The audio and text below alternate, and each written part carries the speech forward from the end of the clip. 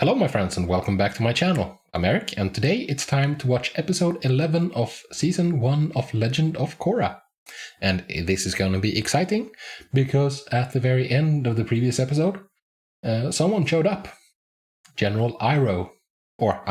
He didn't show up, but we got to see him lead the force that is coming in support of the Avatar, of Korra. And Tenzin and the city, Republic City. And he had a very familiar voice to him. That was really nice. I'm assuming that it's the son of Zuko or grandson. I don't know how old he was. He looked kind of grown up, kind of in his 40s maybe. It could be Zuko's son or it's Zuko's grandson. One or the other. Either way, it's someone we're familiar with. And it's going to be fun to see what happens next. Because Cora and her compatriots, they went into like a sewer, I think. Went into hiding a bit. But I don't think we're going to have to fight a guerrilla war for very long. I think we are just hiding momentarily until the reinforcements arrive. So, this is the next to last episode of the first season, and at this point I really would like to know some more stuff about Amon. Like, he's been such a massive mystery, and I want to know his story. I want to know his backstory. Why does he hate benders so much? Is it just an excuse so he can grab power? Like, why does he want a bending-free society? And what's with his ability to take away bending? Is that for real or is it just temporary? Is it like... Yeah, like with Aang. When Aang got thrown out of whack, his access to the Avatar state. So I have questions, shall we say? Questions that I very, very much would like to get answered. Like, I don't really have questions about the other equalists, like the mustache guy, or like the rest of them, basically. Because they're not as interesting. Mustache guy is just like, he's the one we've seen some characterization for in the equalists besides Amon. And he just seems like the right hand, like a zealot. Like a follower, someone who very much took Amon's message to heart. Like, I'm not really curious about their backstories, but Amon's backstory, I'm extremely curious about. So let's hope we get some of that in this episode. Or if not, the last episode is going to have some heavy lifting to do, to be honest. But enough about that. Let's get into this, shall we? Again, just want to mention Patreon, early access, and full episode reactions, unedited, not like here on YouTube. Check it out if you want to. And subscribe if you're not subscribed, because I'm trying to grow the channel, and that helps. Leave a like if you enjoy the video, and drop your comments down below, because I love reading comments, and I love responding if I have time. I read everything, but I don't always have time to respond. With that said, let's go. The Equalists are on the attack. Ah, this voice. And his chi blockers invaded Air Temple Island. Amon took her bending away. Yeah, that Team happened. Avatar is in hiding as they await help from General Iroh and the United Forces. Yeah, I don't know how old he looks. Maybe 30. So probably grandson in that case. He has declared bending illegal. Yeah, And the all is lost moment. Oh, dude, that is weak. Yeah, just put a mask on Aang's statue. It's like your control of the city. It's extremely shallow. It's just surface level. The Avatar's on the run. I'm not running from anyone. You Let's kinda go are. back up there and knock some heads. They'll never know what hit them. Relax. General I like the walk. It's very grumpy. You two were gone a while. We were doing reconnaissance. Whatever. Oh, right, those two together. We figured out how to harmoniously coexist. You are a wise and noble hobo. Indeed. This is the best tasting streak rule I've ever had. Seriously. I love how enthusiastic Bolin is. And it's been a while since we've seen this guy. It was only in the first episode, I think. when Cora was fishing in the park. A few months ago, I was in the South Pole practicing for my firebending test. And now I'm in the middle of an all-out war. Yeah. I know. Life. Crazy. I think you're pretty incredible too, but you already knew that. We really don't need this now. Timing, fellas. Next.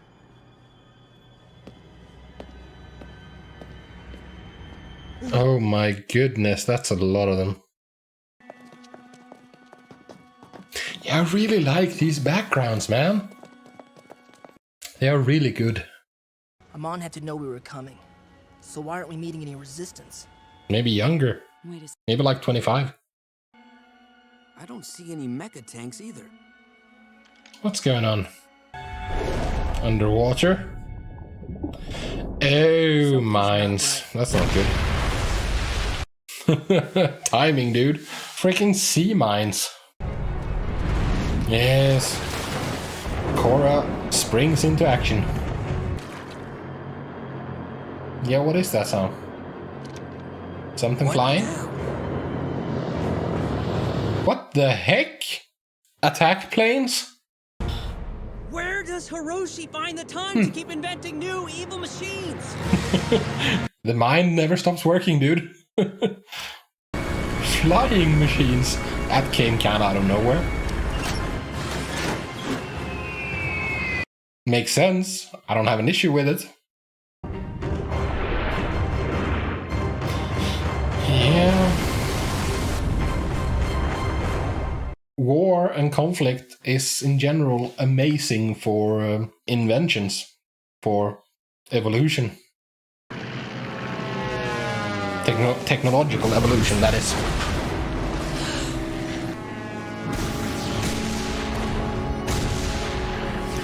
So much for the reinforcements, huh?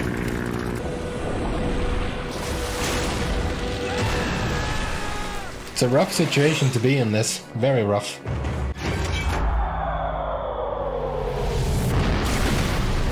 Oof. Come on, Cora. Avatar Korra. You saved my life. Thank you. Ah, I love hearing that voice.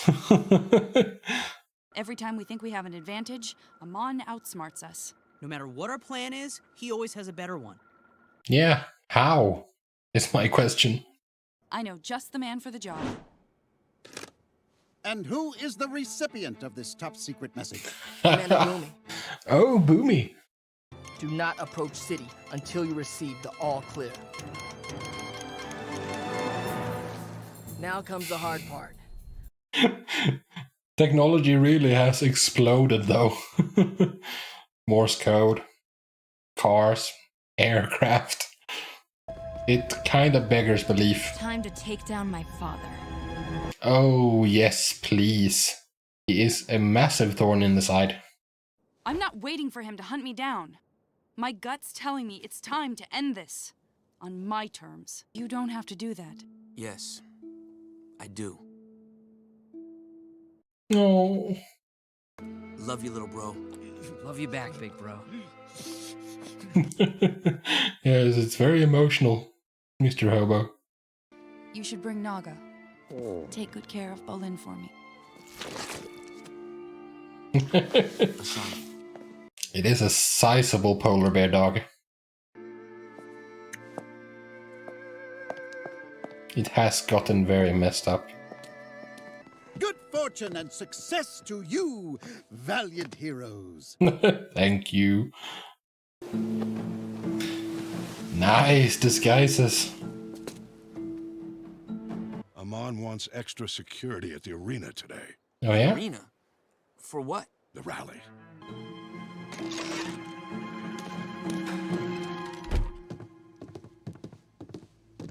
I find it amusing the fact that Amon has taken over this place.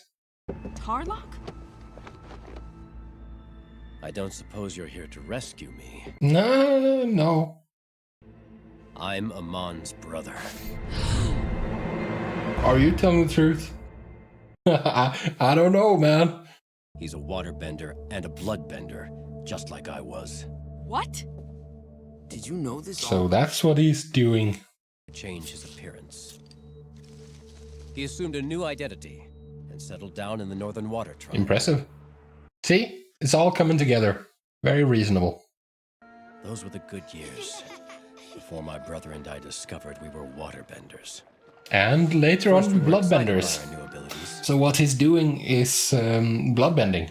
Bloodbending to block bending somehow. That means it can be undone with bloodbending as well. Don't talk back to me, son. Ever!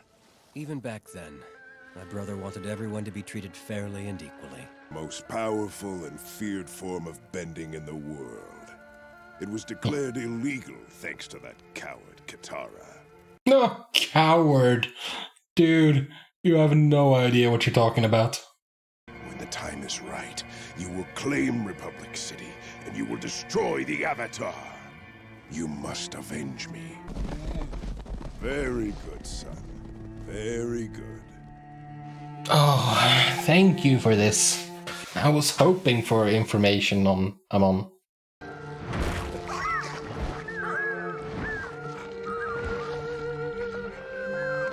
Yeah, poor guys. Seemed to revel in his newfound power. Yeah, of course he did. I kinda don't want to watch this. Even though Noah Talk was my father's favorite, it wasn't any easier for him. Understandable. He carried the burden of all Yakone's expectations and demands. And injured pride and resentment.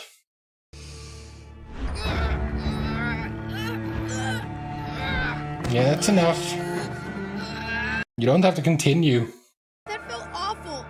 I don't want to do that to anyone. I never want to bloodbend again. But you did, and you did it a lot. Stay away from him. How dare you bloodbend me? What are you gonna do about it? You're the weak one. Yeah, exactly. What are you gonna do about it?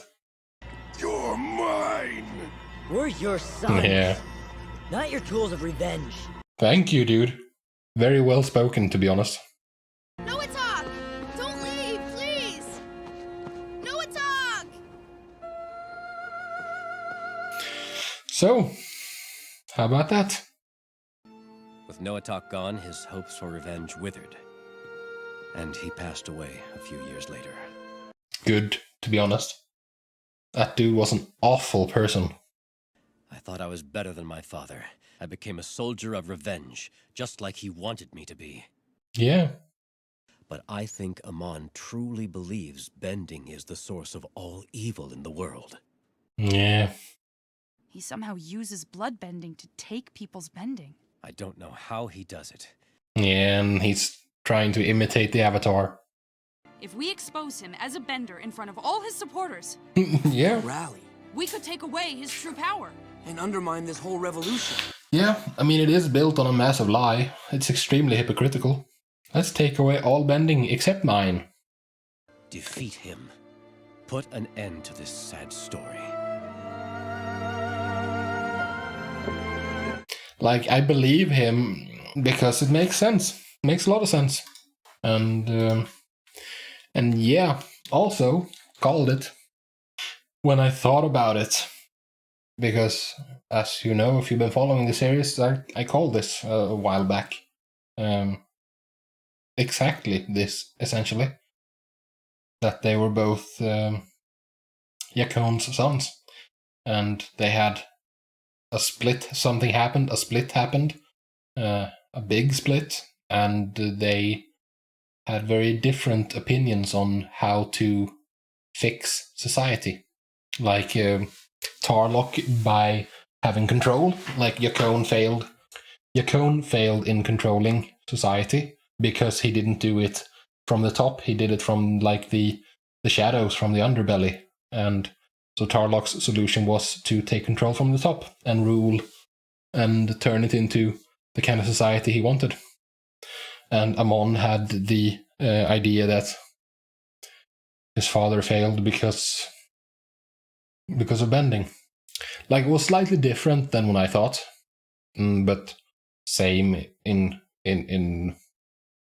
essence the same. Like, I thought that something worse would have happened to Yukon to cause the split, and I thought that they would be loyal sons, you know, that they would be trying to avenge their father somehow. But no, the split I didn't see, or the part about not doing it for their father I didn't see. I thought they did it to, like, he honed them as tools for revenge, but something happened and then they split. They had a massive disagreement and they split about how to take revenge on the society that persecuted their father, you know. But it in the end, it turned out to be kind of what I predicted. And like when you think about it, it's the thing that makes most sense. And it's funny how this reminds me of communism. Like the society that Amon is trying to create reminds me a good deal of communism. Like, everyone is equal. They're even called the equalists because everyone is going to be equal. And that's the whole premise of communism, but taken to the extreme. And just like in communism, the rules that apply to everyone doesn't really apply to the leaders, because everyone is equal except the leaders, because someone has to be in charge. Oh my goodness. So now comes the question of the final showdown. There has to be a fight, I think, but how are they going to be able to expose him? Like, is anyone going to believe them? How are they going to try to force him to bend? And in that case, how? Because if you just say that Amon is a bender, like, why would they believe you if you're the Avatar? And then follow up, how are they going to give bending back? Like first I thought that maybe Tarlok could do that, but then I remembered that Amon took away his bending. So it needs to be either Cora, or Amon who returns it to someone. Who returns it to maybe Tarlok, because that could be a nice way for him to try to start his redemption arc, to try to make up for the bad things he's done. For instance, to restore